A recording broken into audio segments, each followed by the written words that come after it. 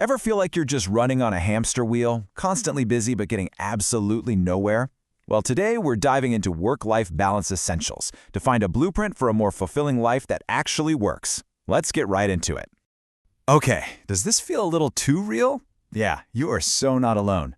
This is pretty much the core struggle of modern life, isn't it? This feeling of being pulled in a million different directions, always busy but never really making progress on the things that you care about? That feeling? That's exactly what we're going to dismantle today. So here's our game plan. First, we're going to bust the myth of what balance even is. Then, we'll start building your personal toolkit, figuring out what truly matters to you, learning how to protect it with some solid boundaries, and finally, mastering your energy. By the end, you'll have a clear blueprint to follow. All right, let's kick things off with the biggest idea of all. Because as the book points out, most of us are chasing a version of work-life balance that, well, it doesn't even exist. You know, the biggest mistake we all make is thinking that balance means a perfect 50-50 split between work and life. It's a nice, simple idea, but it's just wrong. Real balance isn't about a scale. It's a personal equation. The goal isn't to perfectly slice up your hours. It's about feeling whole, feeling fulfilled with how you spend your time, no matter what that ratio looks like for you. Okay, so if balance is a personal equation, how in the world do you solve it?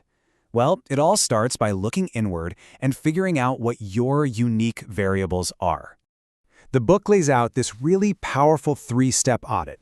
First, you just list out your core values. Simple enough. Then you rank them. And yeah, this part can be tough.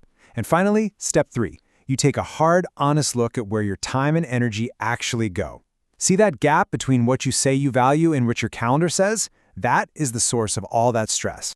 So once you know what's important, you have to protect it. And that brings us to what might just be the single most important skill for modern life: building good boundaries. And I love this metaphor from the book. So many of us think of boundaries as these big, rigid walls that we build to keep people out, which, just leads to feeling lonely and isolated.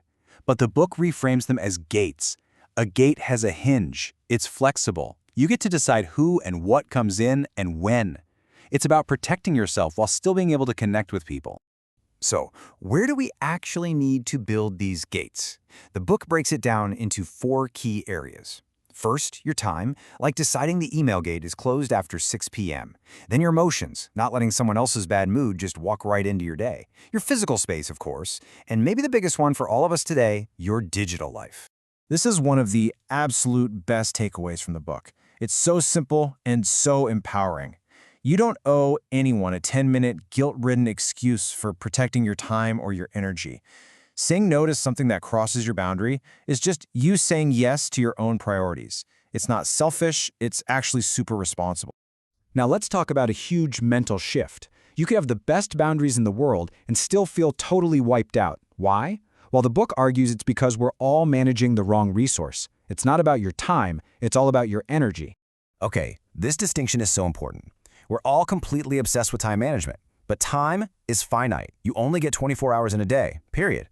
Energy, on the other hand, is a renewable resource.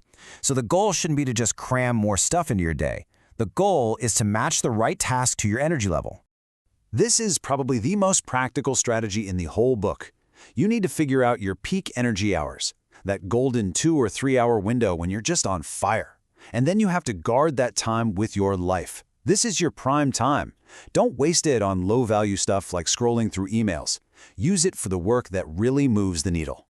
And to help you figure out what that important work actually is, the book recommends the classic Eisenhower Matrix. See, most of us spend our lives in that top left box, the urgent and important one, just putting out fires all day. The real secret to balance and progress happens in the box next to it, important but not urgent.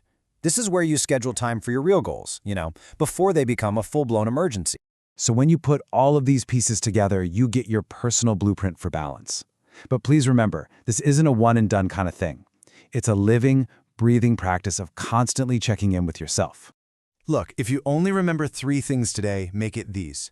Number 1, balance is your personal equation. Stop trying to live up to somebody else's definition. 2, boundaries are flexible gates that protect you, not rigid walls that cut you off. And number 3, start managing your renewable resource, energy, not just your finite one, time. And that really brings us to the end. But the real work, it starts now. It starts by turning these ideas into actions. So I'll leave you with this question to think about.